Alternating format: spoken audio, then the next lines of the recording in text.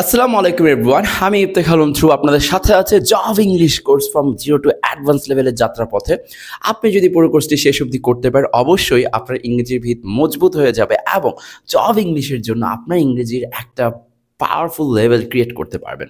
So আজকে আমাদের টপিকটা হচ্ছে ফিউচার ইনডেফিনাইট, এবং এই টেন্সটাকে যখন আমি পড়তে যাচ্ছি তখন একটা কথা মাথায় রাখতে হবে।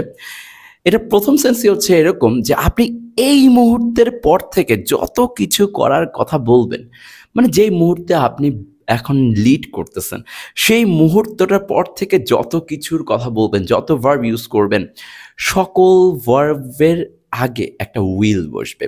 এটাই ফিউচার ইনডিফিনিট টেন্সের একটা বেসিক ফর্মুলা।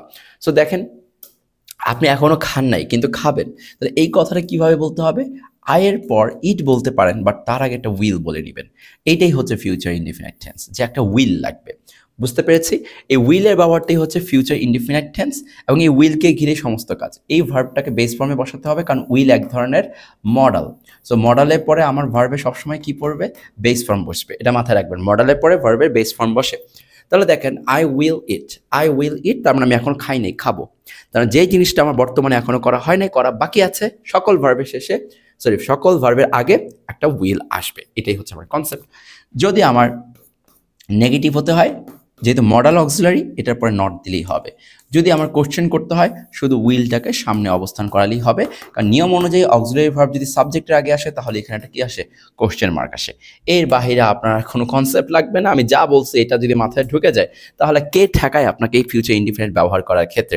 কি বললাম? এখন এরপর থেকে যা যা হবে সব ভার্বগুলোর ক্ষেত্রে আপনি ফিউচার ইনডিফিনিটের ফর্মুলা লাগাবেন। সো ভবিষ্যতে কোনো কাজ করা হবে বোঝাতে future indefinite, as simple as it.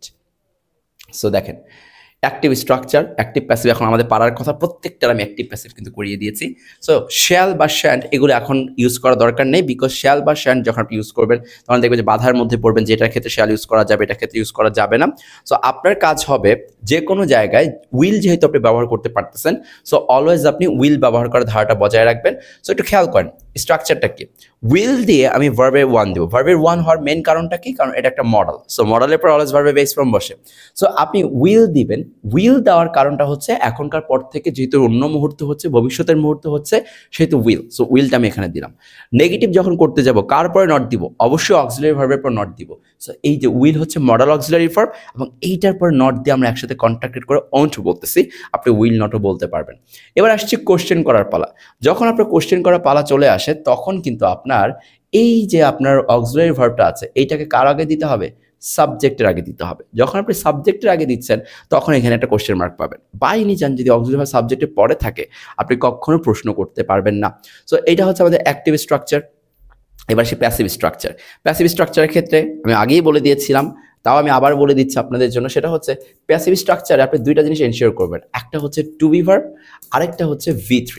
এই দুইটা জিনিস যদি আপনি এনশিওর করতে পারেন তাহলে প্যাসিভ হয়ে যাবে। তো V3 দিতে তো আমাদের কোনো প্রবলেম নেই, ভার্ব যেটা আছে সেটাকে V3 দিব। এবার আসে টু বি ভার্বের ক্ষেত্রে। মনে রাখবেন, আপনার যখন ফিউচার ইউজ করতেছেন, ফিউচার ইনডিফিনিট, সেখানে অ্যাক্টিভে থাকে উইল, যেটা কিনা একটা কি? মডেল। রাইট? অ্যাক্টিভে থাকে উইল, সেটা হচ্ছে একটা মডেল। এখন আপনার কাজ হচ্ছে এই মডেলটাকে কোনটায় কনভার্ট করা? টু বি ভার্বে কনভার্ট করা। কারণ এইটাকে যদি আমরা টু বি ভার্বে কনভার্ট করে দিতে পারি, তাহলে V3 তো আমার থাকবেই, এই V3 তো আছেই। তো টু বি ভার্বে কনভার্ট করে দিতে পারলেই আমার প্যাসিভ কমপ্লিট। তাহলে মডেলটাকে টু বি ভার্বে কনভার্ট করার একটা রুলস বলি, সেটা হচ্ছে বি যোগ করা।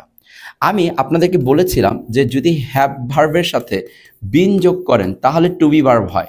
আমি এখন আপনাকে বলে দিলাম মডেলের সাথে বি যোগ করলে টু বি ভার্ব হয়। তাহলে এখন যত মডেল পাবেন সেগুলোর সাথে যদি আপনি বি যোগ করে দিতে পারেন, তাহলে সেটাকে টু বি ভার্বে কনভার্ট করতে পারবেন। আর যদি টু বি ভার্বে কনভার্ট করে ফেলি, তাহলে তো আমার প্যাসিভ হয়েই যাবে। তাহলে আমার সিম্পলে আছে উইল, এখন আমাকে এটা প্যাসিভ করতে দেওয়া হয়েছে, টু বি ভার্ব লাগবে, তাহলে উইলের সাথে জাস্ট বিটা যোগ করে দিব। ওকে? সো এই কনসেপ্টটাকে মাথায় রেখে চলেন, আমরা আবার আমাদের স্ট্রাকচারটা দেখি। সো দেখেন, এই জায়গায় উইল দিতে পারতাম, বাট প্যাসিভে আমার লাগবে তো টু বি ভার্ব। তো সেক্ষেত্রে আমার উইলের সাথে কি যোগ হয়েছে? বি যোগ হয়েছে। আর ভার্বের ক্ষেত্রে 3 নাম্বার ফর্ম তো থাকবে।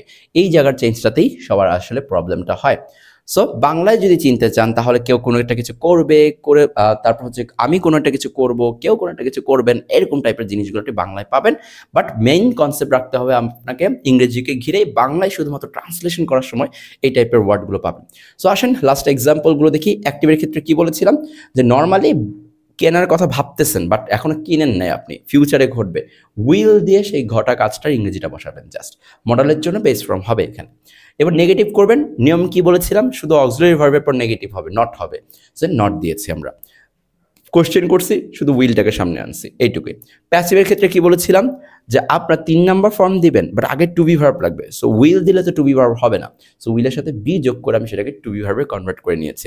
সো এই হচ্ছে মূলত আমাদের ফিউচার সিম্পল বা ফিউচার ইনডিফিনাইটের আলোচনা, যেখানে মূলত আপনার কনসেপ্ট হতে হবে এরকম, যে আজকের এই মুহূর্তের পর থেকে যত কাজ করার কথা আপনি বলতে যাবেন, যেটা এখনো করা হয়নি, সে সকল কাজগুলোকে আপনি উইল ব্যবহার করে বলার চেষ্টা করবেন।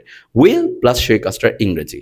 আর প্যাসিভ করতে গেলে উইল বি প্লাস সেই কাজটার 3 নাম্বার ফর্ম, এইটুকুই। তো আশা করছি আজকে এই ক্লাসটি বুঝতে পেরেছেন। দেখা হচ্ছে পরবর্তী কোনো টপিকে, পরবর্তী কোনো নতুন আইডিয়া নিয়ে। সেই পর্যন্ত সবাই ভালো থাকুন, সুস্থ থাকুন। আসসালামু আলাইকুম।